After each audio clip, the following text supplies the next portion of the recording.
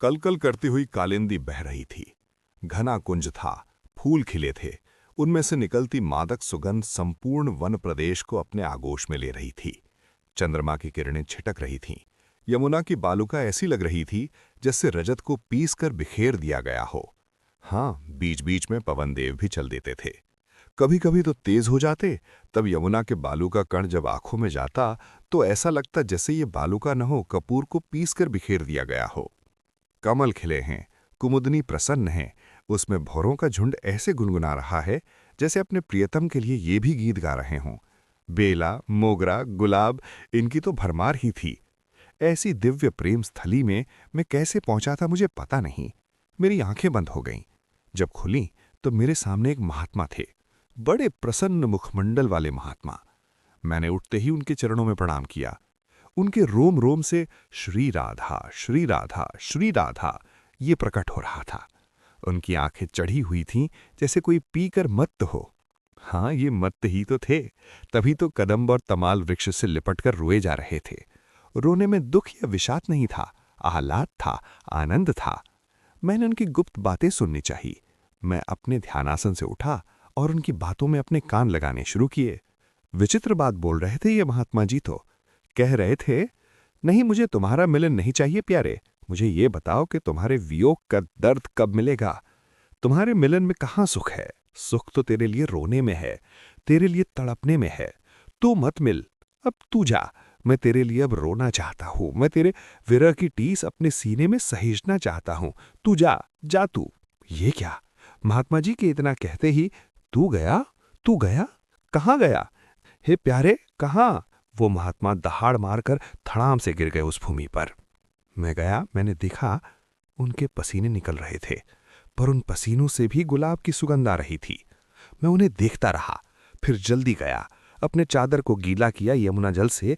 उस चादर से महात्मा जी के मुखारविंद को पूछा, श्री राधा, श्री राधा, श्री राधा। यही नाम उनके रोम रोम से फिर प्रकट होने लगा था। वत्स, साधना की सनातन दो ही धाराएं हैं और ये अनादिकाल से चली आ रही धाराएं हैं। वो उठकर बैठ गए थे। उन्हें मैं ही ले आया था देह भाव में। उठते ही उन्होंने इधर उधर देखा, फिर मेरी और उनकी कृपा दृष्टि पड़ी। मैं हाथ जोड़े खड़ा था। वो मुस्कुराए, उनका कंठ सूख गया था। मैं तुरंत दौड़ा, यमुना जी गया। एक बड़ा सा कमल खिला था, उसके ही पत्ते में मैंने यमुना जल भरा और लाकर उन महात्मा जी को पिला दिया। वो जाने लगे तो मैं भी उनके पीछे पीछे चल दिया। तुम कहाँ आ रहे हो वत्स? उनकी वाणी अत्यंत ओजपूर्ण पर प्रेम से पगी हुई थी। मुझे कुछ तो प्रसाद मिले। मैंने अपनी झोली फैला दी। वो हंसे। मैं पढ़ा लिखा तो हूं नहीं, न पंडित हूं, न शास्त्र का ज्ञाता। मैं क्या प्रसाद दूं? उनकी वाणी कितनी आत्मीयता से भरी थी। आपने जो पाया है उसे ही बता दीजिए, मैंने प्रार्थना की। उन्होंने लंबी सांस ली, फिर कुछ देर शून्य में ताकते रहे। वत्स, साधना की सनातन दो ही धाराएं हैं। एक धारा है अहम की, यानी मैं की, और दूसरी धारा है उस मैं को समर्पित करने की। मेरा मंगल हो, मेरा कल्याण हो, मेरा शुभ हो, इसी धारा में जो साधना चलती है वह अहम की साधना है। पर एक दूसरी धारा है साधना की, वो बड़ी गुप्त है, उसे सब लोग नहीं जान पाते। क्यों नहीं जान पाते महात्मन? मैंने प्रश्न किया। क्योंकि उसे जानने के लिए अपना अहम विसर्जित करना पड़ता है, मैं को समाप्त करना पड़ता है। महाकाल भगवान शंकर जो विश्व के हैं, जगत गुरु हैं, वो भी इस रहस्य को नहीं जान पाए तो उन्हें भी सबसे पहले अपना अहम ही विसर्जित करना पड़ा, यानी वो गोपी बने, पुरुष का चोला उतार फेंका, तब जाकर उस रहस्य को उन्होंने समझा। ये प्रेम की अद्भुत धारा है। पर वो महात्मा जी हंसे। ये ऐसी धारा है जो जहां से निकलती है उसी ओर ही बहने लग जाती है। तभी तो इस धारा का नाम धारा न होकर राधा है। जहां पूर्ण अहम का विसर्जन है, जहां मैं नामक कोई वस्तु है ही नहीं, है तो बस तू ही तू। त्याग, समर्पण, प्रेम, करुणा की एक निरंतर बहने वाली सनातन धारा का नाम है राधा, राधा, राधा, राधा। वो इससे आगे कुछ बोल नहीं पा रहे थे। काहे टिटिया रहे हो? मैं चौंक गया। ये मुझे कह रहे हैं? हाँ हाँ, सीधे सीधे श्री राधा रानी पर कुछ क्यों नहीं लिखवाते? ये आज्ञा थी उनकी। मैंने उनकी आंखों में देखा। मैं लिख लूंगा। मेरे जैसा प्रेम शून्य व्यक्ति उन आह्लादनी श्री राधा रानी के ऊपर लिख लेगा, जिनका नाम लेते ही भागवत का श्री सुखदेव जी की वाणी रुक जाती है। ऐसी श्री कृष्ण प्रेममय श्री राधा पर मैं लिख लूंगा। मैं कहाँ कामी, क्रोधी, कपटी, लोभी, क्या दुर्गुण नहीं है मुझ में?